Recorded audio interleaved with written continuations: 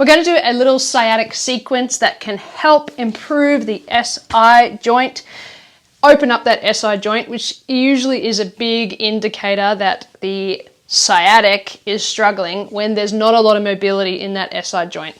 So here's a couple of exercises that you can try. You're going to lay down on your back.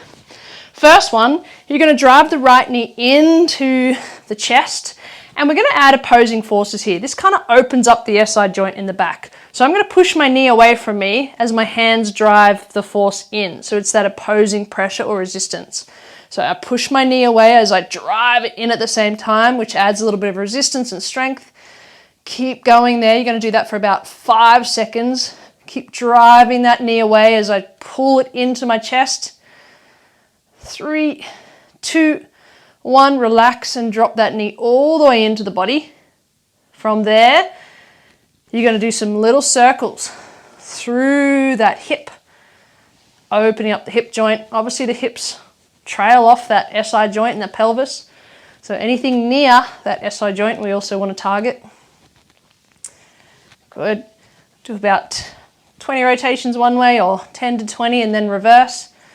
10 to 20 rotations the other way. Good. You always want to go both sides. Doesn't matter if you've got sciatic pain down the left side of the body, make sure you're targeting both the left and the right, because especially where that SI joint hits, that's where the transfer of load is in that body. Let's do that one more time. So you're going to push away as I drive my hand in towards my chest. Keep drawing, keep going, add opposing forces. 5, 4, 3, 2, 1, draw all the way in. Let's go with the other leg. So other leg, I drive my knee in, I push it away from my body as my hands drive in, opposing forces, keep going, pushing hard. Open up. Good, just relax that other leg out, stretched. Nice flat back, suck that belly button into the spine, keep going, 3, 2, 1, relax, drive that knee in, see if you've got a little bit of freedom there, a little bit of relief. Do some circles for me. Let's go about 10 circles one way here. Beautiful. And then reverse the other way. Getting that circular pattern into those hips is very, very good for the brain. The brain loves complex movements. We're going to do that one more time. So you're going to add opposing forces. Good. Push. Add resistance. Trying to pull my knee in as my knee's resisting that pulling. Keep going. 3, 2, 1. Relax, pull it all the way in. Bring the other leg up and you're going to do double whammy here, double circles. Big circles through both hips, through both knees. Aiming for around 15 or so rotations one way. And then reverse the other way. Perfect. That is exercise number 1 of the sciatic sequence. Most people with sciatic issues also have a poor mobility map of what that pelvis does. So we need to get the spine compartmentalized. We need to understand how the top of the spine moves compared to the bottom of the spine. So if you come in all 4 position here, I want you to come into a neutral position and then you're going to tail tuck. So I kind of imagine you have a paintbrush up your butt and you're painting the back of the wall behind you. Or you're showing everyone your butt and then you're tucking it away. You're showing everyone your butt and you're tucking it away. I know this is a simple move, but for people who've got sciatic pain really struggle to do this map, okay? But we need to map this position in lots of different ranges of motion as well. So we're going to do it here. Then we're going to just walk off to the right, 1 step with those hands, and we're going to try and do it here. Can you do that exact same tail tuck, paintbrush action, with a little bit of a twist through that spine now? This is going to target not only the pelvis, the hips, that SI joint at the back, but also some of you might feel this in that sciatic. Then you're going to do another step, so you're completely turned in half, and see if you can do it there. Difficult, weird, strange, especially if you haven't got the map here of this mobility in the lower back. We're aiming for as many as you feel comfortable doing, around 10 or so reps per position. Good. And then from here, where your hand is driving all of your force, I just want you to come forward and back.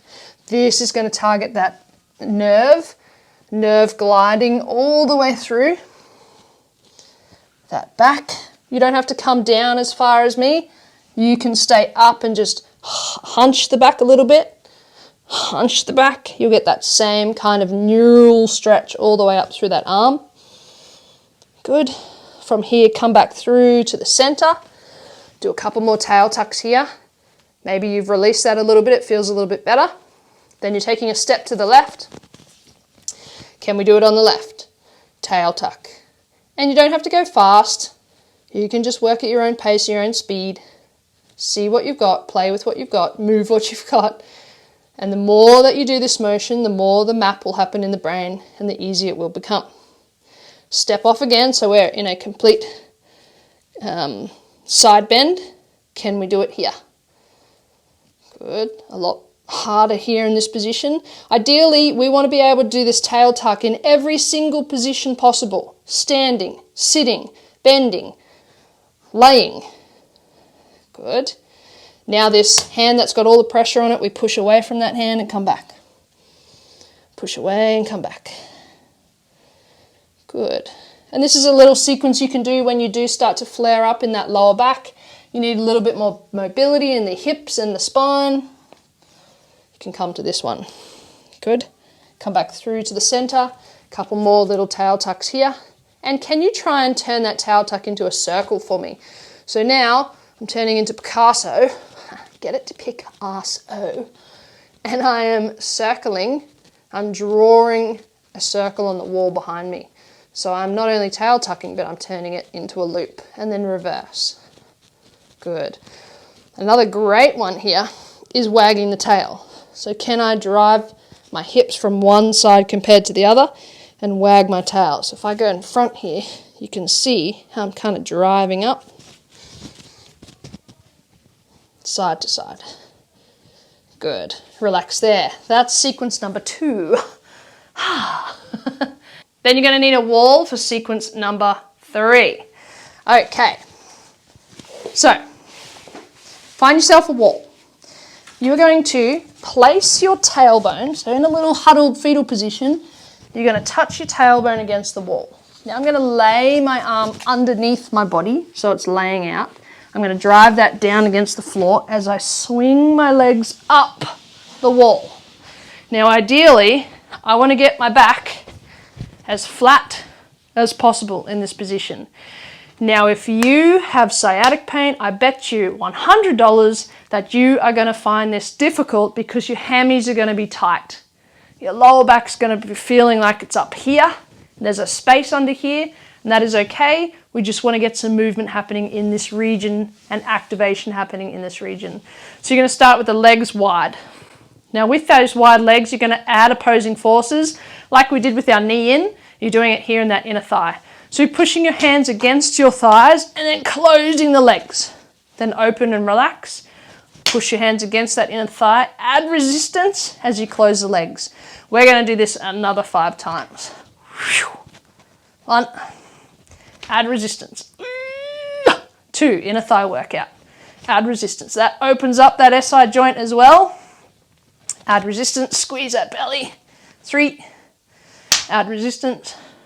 You can slide against the wall, but I just freshly painted this wall, so I ain't doing that. 1 more. 5. Good. Now come back into that position. You might have eased off a little bit in that freedom in the hamstrings because the inner thighs have a lot to do with the hammies. Bring the legs back to the center. Now in this position here, I want you to walk off the wall. So you just have to lay here and take the leg off the wall. I know that sounds super easy, but I'm telling you, if you've got tight hammies, this one's painful. But we need to work the nerves, the neural system. So we've got to get movement happening here in the hammies. Another one that you can do is drive your toes down to the chin and then relax. Drive down and relax. Doing that about 10 times is going to add a neural glide or a neural floss, meaning I'm elongating my nerves here when I'm doing that. And then you can slightly bring those toes down as you walk off the wall, but always do the inner thigh activation first before you do the hamstring walking off the wall, because it'll just give you a little bit more freedom and mobility when you do that. Now, activating this region and the sciatic region, we have to also give it strength.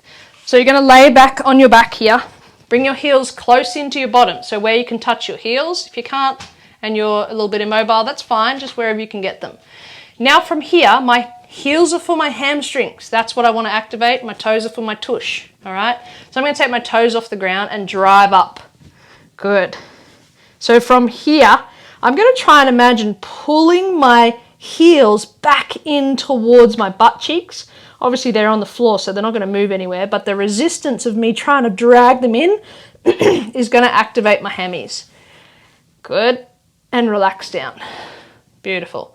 Let's go again. We bridge up, toes off, heels drive in, and now can you add a little bit of a movement pattern in the legs, in and out. Good, and relax down. Now, if you have a friend or someone that can help you out here, what you can do is ask them to spread the legs and add opposing force on the outside of the legs as you drive in. So this is going to work a little bit in that lower back too, but otherwise you can just do this. Heels in, heels down, drive the heels in, and little side to side movements is going to activate hammies and glutes. Good. And relax down. Now remember I said we need to understand how to do the tail tuck. So can you tail tuck here? Because we need to know how to do it standing, lying, sitting, as I said, in every which way. So I'm creating an arch and then I'm flattening my arch, creating an arch and flattening it. Can you do that movement laying flat? Good. Beautiful. Can you do it here? Woo. Woo. That is going to be a lot of muscle. Okay, so it takes a lot of squeezing action of my glutes to flatten out my back, to push up, and then arching and pushing. If that one's too much for you, forget about it, because it takes a lot of strength to do that one. But as I said, I just want you to understand how every single part of you moves. Relax down. Now, let's stand up and try and do a couple of those moves. Standing, in that standing position, drop the knees into a slight curve and do the tail tuck here. So can I paint the floor with that paintbrush? I'm arching and tucking, arching and tucking, arching and tucking. Good. Once again, I know I keep repeating myself, but we need to know how to do this in lots of different ranges of motion. Good. Can I bend forward just slightly with my hands on my hips and do it here? This is a lot harder. This takes a lot of strength in the core to crunch under and arch out. It's almost like a twerking class, really. You know, twerkers won't have SI pain. They're definitely not going to have sciatic pain because they know how to work this part of their body. Good.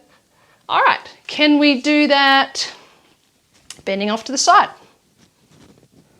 Yes. That's what I'm talking about, mapping so many different ranges of motion in lots of different ways. Bending off into the other side. Good. And then another one that I love people to get doing is turning their body or their spine into a bit of an S, a bit of a snake on the wall. This one's quite difficult to film, obviously, but I want to show you how your spine turns into a bit of a snake. So you're going to stand about a foot away from the wall. The pot plant's right in my head here, but that's all right. You're going to touch your tailbone against the wall, all right? Now I'm going to tuck under so that the flat curve of my back is the only thing that's touching the wall now. Now I'm going to have to squeeze my butt cheeks to just lift my tailbone off. See that? Just my tailbone comes off, and now the base of my lower lumbar is touching that wall, and then I'm going to roll vertebrae by vertebrae by vertebrae so that each one touches the wall until I get here. Now just my head touches and then I pull off. So it is a arch tailbone, a tuck flat SI joint, a squeeze to take that tailbone off, a roll, roll, roll, push, tuck, tuck, squeeze, roll, and push. You can go the opposite way as well and roll down and then off. Okay, that's a harder motion to do, but it's just introducing your spine to how every part of you works. So good luck trying that one. Practice makes perfect. This next one, you're going to need a bench. So your kitchen bench is probably the best height, a little bit higher than a table. You're just going to place your forearms on there and you're going to drop down, your head drops down to the bench. Now from here, I just want you to kind of kick the hips out. Kick the hips out like that. All right, as if you're dancing. Some of you might feel that in one leg more than the other as we're moving that SI and we're moving the sciatic nerve. Good. Then from there, we're going to add a little bit more neural gliding into that sciatic nerve. So from there, you're going to step forward on the right foot and just tap, come up and down, but really lean down into that bench. Now, if you don't feel that so much, that's good. It means that sciatic is pretty good. But if you want to go a little bit extra there, you can arch the back. So instead of being in a hunch, you want to arch the back, look up to the ceiling, ooh, and then tap that foot. So now I instantly feel that behind the back of my knee and down my calf muscle. So you can just do that a few times. You don't want to overdo the nerves. So I would aim for about 20 reps here and just leave it alone after that. And then go the other side. So you step forward. Okay, you can either just do that. If you're feeling it there, perfect. If you're not, arch that back. Look up. Straight through that calf. About 20 times. So every time you're in the kitchen, just do a few of those as well. And that's going to finish off your sciatic sequence. Good luck.